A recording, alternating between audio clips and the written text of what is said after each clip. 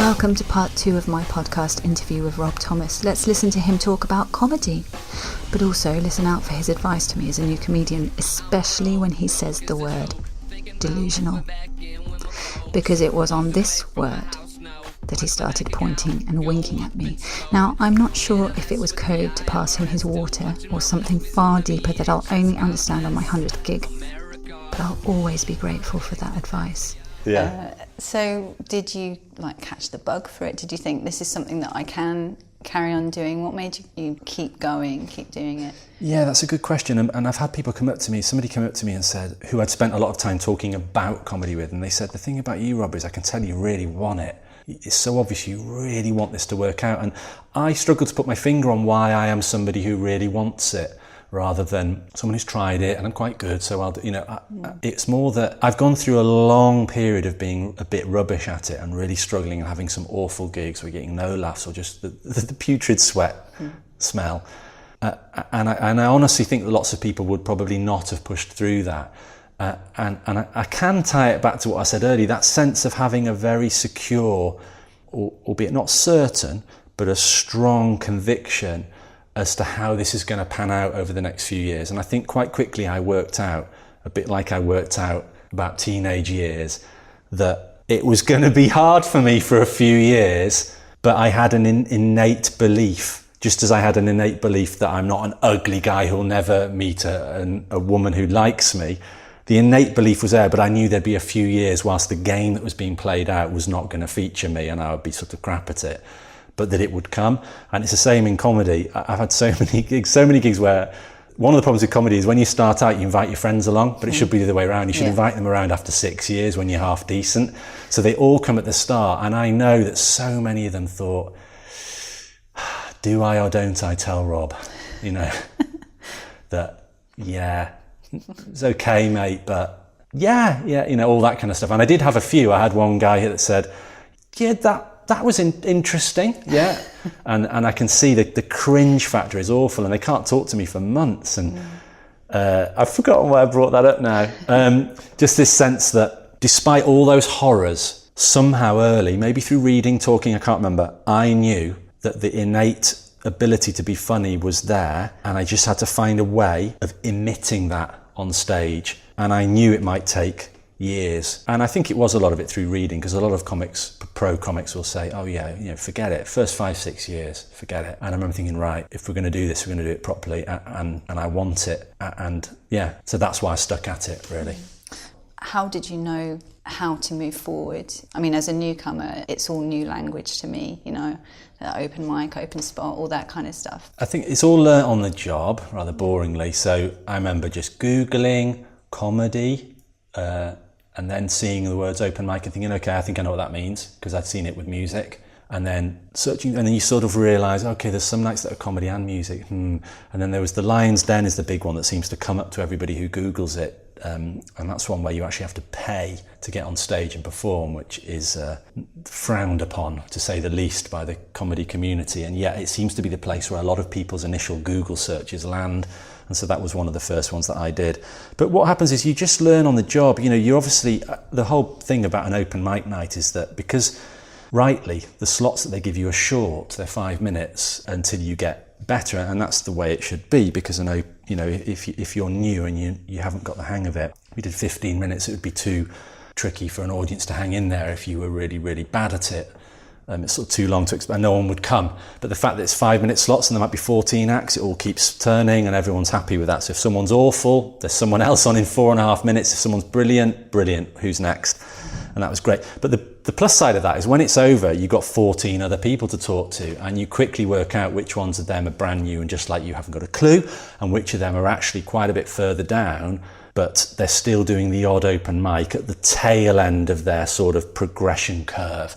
They're still going to dip in and do a few of those. So then you pick up from them, and then you get slowly sort of swept along on this same progression curve that other people are on. People get dropped off at the wayside, but you start to find out where else you can gig. What is the next step up from open mic? You don't go from a 5-minute open mic to a 20-minute professional spot. There's about 9 levels in between. An example would be that you go to a pub gig that's still quite Most people there have never been paid to do comedy. They're still beginners, but the person running the gig has picked 4 or 5 of the good ones that they've seen on the open mic circuit, and they might offer 1 or 2 other spots to somebody they've never met, and that could be me. So I then go there and I start to think, okay, so this is what happens when there's just a little bit more expectation in the room. And then you quickly work out in the first year that comedy is as complex as wine tasting. You know, as far as you want to take it, you can take it. If you just want to buy a bottle of Plonk and do an open mic night, fill your boots, go for it, have fun. But if you want to realise that it's a deeply nuanced art form with 1,000 ways of expressing yourself and a matrix of 100 different types of gig, and then you start to link those things together, you start to realise the way that my performance is impacting the audience is affected by what I used to think was about 4 factors, like how many people are there, what day of the week it is, how tired am I, and do I remember my lines? Once you've done it a few years, you realise there are literally dozens and dozens of factors, maybe 50, maybe 60, and you start to realise that your brain is starting to become good at looking at a room of people, assessing the vibe of the gig, working out which of these 50 or 60 factors are affecting it in what way, and then amending what you're doing in a subconscious way to that. You know, you're not thinking about it, you just realise at the end that, okay, I played that quite skillfully today. And it's impossible to get that skill innately, or nothing's impossible, the odd genius has got it, obviously. But for most of us, you cannot get that without treading the boards and experiencing all of these factors, having them literally trigger the sweat ducts. Nothing instills a factor in your brain more than it triggering the ducts. And you know, something unusual happening, something you didn't expect, or a crowd, you know, in my case at the age of late 30s, early 40s, a crowd of really young trendies and them just not liking you, not getting some of the references. So many factors to think about. Are there any people that you started off on the open mic circuit with that are still going, still, you know, maybe at the same level as you now, or that you see regularly? There's plenty I started with that are now doing really, really, really, really, really well and are on TV. Dane Baptiste, Tez Ilias, Rob Beckett. I don't know if you want it mentioned on the podcast, but we're in the Cavendish Arms, which is a fantastic venue that runs an open mic night, and one of the first ones I did, and it really helped me come on this venue. This exact spot where I'm sat now holds a dear place in my heart. And I remember the first gig I did here, 14 open micers doing 5 minutes each, one of which was Rob Beckett. And I remember looking at my wife next to me and then looking back at Rob and then back at her, and we thought, okay, this guy's really, really good. And I remember then thinking, okay, that's what really, really good looks like, because the only really, really good I knew until then was on TV, or obviously going out to watch live big Apollo type shows with a big name like Stephen Merchant. Wow, he's really funny. And this is like, okay. And I remember putting a flag, or whatever the word is, a marker in the soil then, that what Rob Beckett did now. And I remember a lot of his set, and you know, that's what I want to be. That's how good I want to get. And I could see the gulf. So he's up there. There's probably others if I had to think, but these, you know, Tez has done lots of stuff for the BBC, BBC Three. He's done now shows, done all sorts of things. And I don't know if he still does. He hosts the open mic night here on one of the days. So dear to him is this venue and all that it means in terms of the hundreds of times that he got up here and failed or succeeded, you know, and then used that to kind of hone his skills. In terms of people who aren't so successful still going, that's good. That's a really good question. I've not thought about it, because it's easy to spot the people that go really well. But I have to admit, on the sort of level that I'm at, the sort of mid-level professional kind of circuit, there actually aren't that many. From the probably 1,000 people that I have seen on the open mic circuit over the years, there aren't that many still pushing on, and most of those that I do know came a little bit further after me. So whereas I've been going sort of 6 years, they might have been going 3. So people that are doing well, like Lenny Sherman and Leo Kearse and people like that. You know, Leo's just got his first 20 at the Comedy Store. Big props for that. That's a bit of a dream milestone. You know, these are people who stuck it out. But I think I'm probably the most depressing way of putting it is I'm probably one of the least successful people who started when I started, but I'm still going and I'm doing quite well. But I think most of the others would have given up. It is a lovely venue. I'd just like to point out as well that Rob and I are sat on the stage and we've got this massive lights on us. It's like we're performing to nobody in all the chairs just watching us. Yeah, it's actually a very good open mic night simulator system, actually. Not at the Cavendish Arms, I hasten to add. It's always rammed in here. But yeah, I mean, there are some gigs where you might get 2 or 3 people, those gigs can be so hard. I'd almost rather that they weren't there, and I would just do it to nobody or my friend or you or whatever, because there's so much awkward. Am I not your friend, Rob? Say what? Am I not your friend? Did I not list it in the same tone? It's fine. It's fine. It's keeping a professional distance. But yeah. Yeah. Another question I was going to ask you was, I've heard that on the open mic circuit, you make a lot of friends quite quickly. You're in the same boat together, but once you get to the next sort of couple of levels, it's different because there's less people on stage, and sometimes you're travelling quite far away. Yeah, you certainly. I mean, there's a London thing going on here, which obviously is that London has the highest concentration of gigs in the country, and also of the open mic and starter gigs where you can start off. So by definition, if you're gigging 3-4 times a week, which a lot of people would do at the start, for me it was more 2, maybe 3 times a week. If you're meeting 14 people at every single one of those, and you're all having these awful experiences that you get to laugh and joke about afterwards, and you have your catharsis chats with them, within a match of a couple of months, you've probably met 200 and something people, and then obviously statistically they then start repeating quickly, and you start to very quickly find your buddies and the people that you want to that you can relate to, and so on. So yeah, it does happen really quickly. Once you start traveling doing the pro gigs, it's kind of course you see the same people again, but it's less frequent, and it's just a very different connection that you have with them, purely because of where you're at on the journey. So if I'm in a green room and there's 3 or 4 people there, the odds are nowadays I might have gigged with them once before, maybe twice, some not at all. And so it's actually quite professional and quite formal, the conversation. Obviously there can be occasions when if there's 4 others and they all know each other for years and they're going crazy, great, and it's hilarious or whatever. But on the whole, it's actually quite professional. We all need to go on in half an hour. We all need to get our heads in the right place. And we all there's a respect that you may well need that, and you should take your cues from the other people as to how chill they are. They might not want to talk. You can maybe talk after their set, and so there's a sort of professional code of conduct that isn't written down, but you sort of work out by putting your foot in it. Once I was told, do you mind? I just need to go and get my head ready. And you're thinking, I thought you were such an incredible comedian that you don't need to sort of get ready. Yeah, and no. They literally said, would you mind actually just going out for 10 minutes? And I remember feeling crushed, I've come across as such a wazzock, this guy's like, who is this? but then slowly you realise, no, it's not that, it's a profession, and and so the conversations get more professional. It sounds a bit soulless, but that is my reflection on it. Yeah, you're not looking out for the nutter as much as you are. You're not, no, because the nutters haven't got there. Yeah. And you do realise that. I mean, the type of, I'm going to be careful with a word like nutter, but I want to be careful with it. You can go.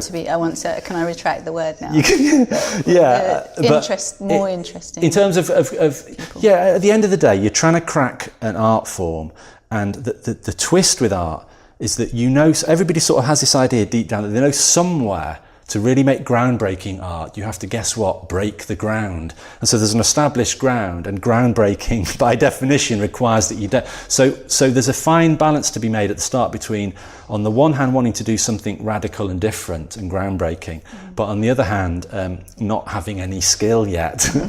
So, you can't do a groundbreaking juggling trick with 9 balls and 3 walruses if you can't even remotely juggle. It's just so obvious. But so what you will get at these open mic nights is you'll get people who may well in a different parallel universe become incredibly successful, but on this particular night they tried something so bat poo crazy, shall we say, that no one's getting it, or it's really offensive because they think that they need to break the ground of what they perceive as taboos that have yet to be addressed, which I think most taboos have been sort of addressed now. The things that haven't been addressed that people perhaps mistake as taboos are just grossly offensive and horrific combinations of rude things that you can put together and make something that's grossly, you know, like that Human Centipede movie. It's gross, it's horrific, and bully for you sort of thing. It doesn't equate to laughter, and a lot of people are still working that out.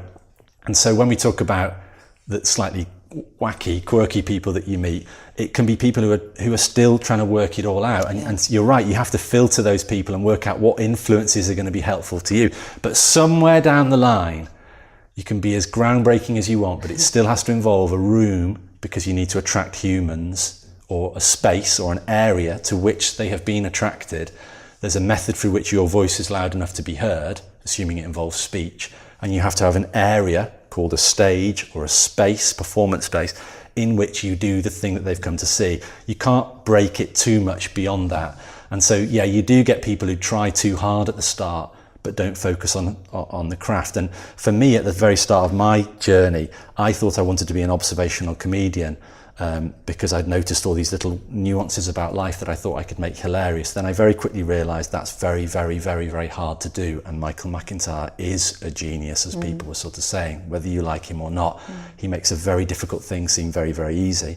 And so after about 30 gigs of nobody laughing at my observational material, I remember thinking, I just need to do some ordinary jokes. I need to actually have the encouragement of going up there saying sort of short jokes and getting the laugh, so I can at least go home after hours of stress thinking like, okay, I can make a room of people laugh. So I wrote one-liners and did a sort of set that had lots of short one-liners in it.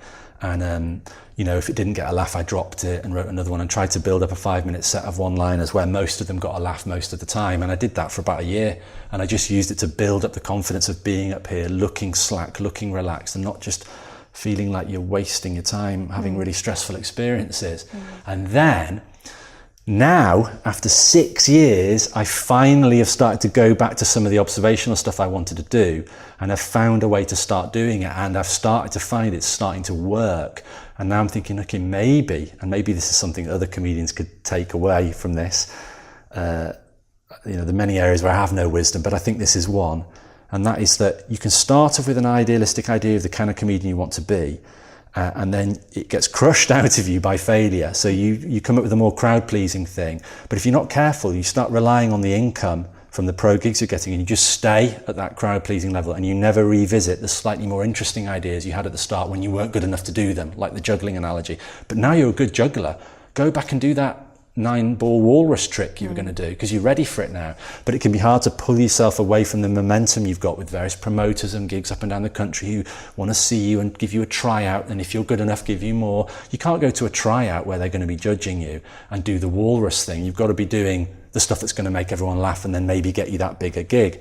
So I'm now at the point where, because comedy isn't my full-time profession, I've got an income source, I can afford, because I'm in that fortunate position, to kind of go back to some of the ideas I had at the start and see if now I've actually got some skill on stage, I can now start getting those different styles that I wanted to do originally out there again.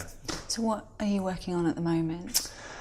So at the moment, oops, that's the good timing actually. That was my prop falling over to everybody listening. There's a prop involved in my show, and I'll explain the word show in a minute. That is it's 6 foot by 3 foot. I won't say what it is. And so today at this venue where I'm going to be doing my show shortly, I brought some cardboard boxes to represent the same size as the prop I'm going to use, so that I could see how it would look on stage and check its proportions, and that's what just fell over. So to answer your question, I've decided that for this year I'm toning down all the gigging, so I'm not going to do as many, sort of 2 or 3 times a week, going to a comedy show and being one of 3, 4 or 5 people on the bill and doing my thing, which I did a lot last year. I'm toning that down, and I'm going to try and do a sort of Edinburgh type show. So in comedy, when people use the word show, what they tend to mean is it's still me doing comedy, but it lasts about 50 minutes, maybe an hour. There might not be anyone else on the bill, and people are coming just to see you do a long 50 minutes of comedy. Most people would do that at the Edinburgh Festival historically, but the Edinburgh Festival has got expensive, and so what a lot of people, including myself, have worked out is there are lots of other festivals in the country, like Brighton, and so you can do those at nowhere near the cost. instead of having to go for 3 weeks, it might be that you do 3 nights, and you can still do your show. You get everything you wanted to get from it. You get to perform it in front of people who've come to see just you. They've found an advert, or for some reason they've come. And I get to do a much longer set, 50 minutes, and I get to write something that has a bit of a thread to it, has a bit of meaning to it, and, you know, takes people on a bit of a journey and all the things that a longer set is supposed to do. Because obviously, after about 20 minutes, concentration wanes. So any show which has to last longer than that has to have something a bit more to it, a change of pace. It could be a musical thing, or something happens in the show.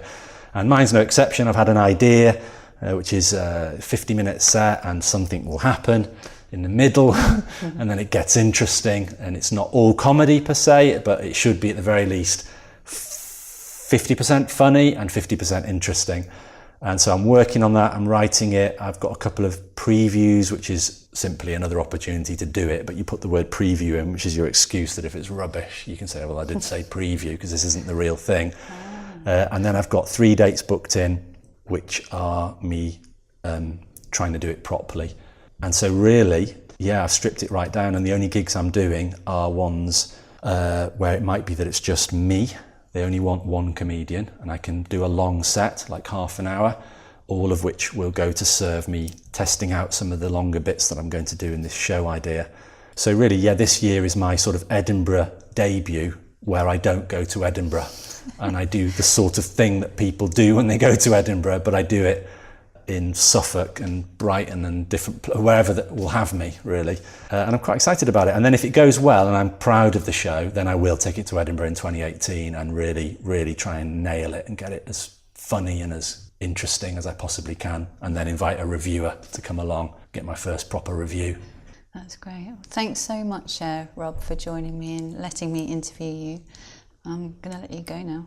So, Tandy, it's been a pleasure. Unless there's anything else you would like to say about comedy, or any advice you'd like to give me. Advice I would give you is simply that for the first 2 years of trying it, you cannot give up, because it will be possibly horrible and awful, and you are trying to train your brain to convert the emotions which trigger the sweat and make you go home feeling you're awful and you're rubbish at it, and self-loathing, and why did I even think I'd be any good, and who was I kidding, and all this kind of thing. In other words, after a bad gig, you are literally for 2 years training your body to not trigger those responses anymore. It's not that you don't care, it's just that the care doesn't affect you physically and emotionally. The care just goes into your brain and feeds into the, whatever you want to call it, the matrix or the computer or the whatever it is, the sense you have of how to get where you want to get to.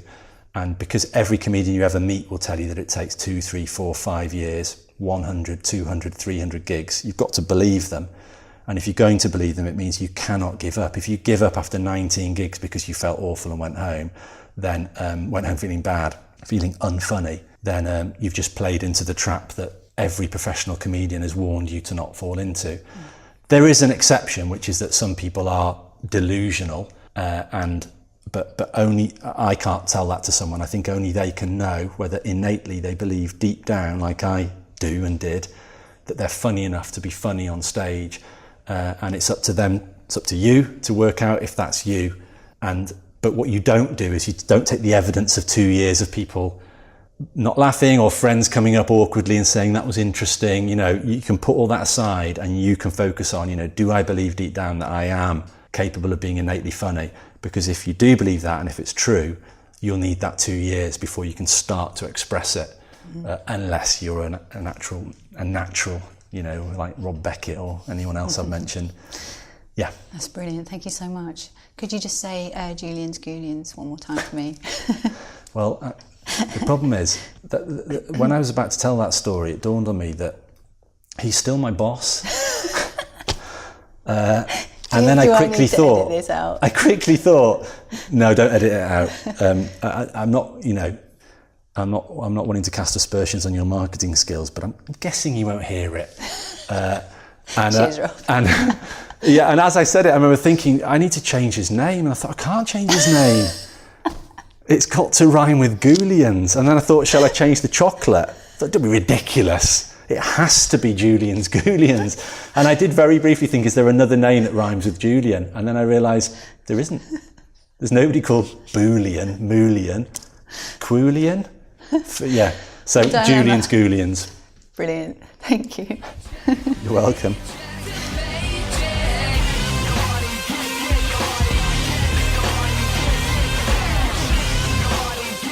I hope you enjoyed that interview with Rob Thomas. I will certainly be going to see his fantastically intriguing show that he was talking about. My next guest is Phil Reed, so please come back and listen to Phil Reed.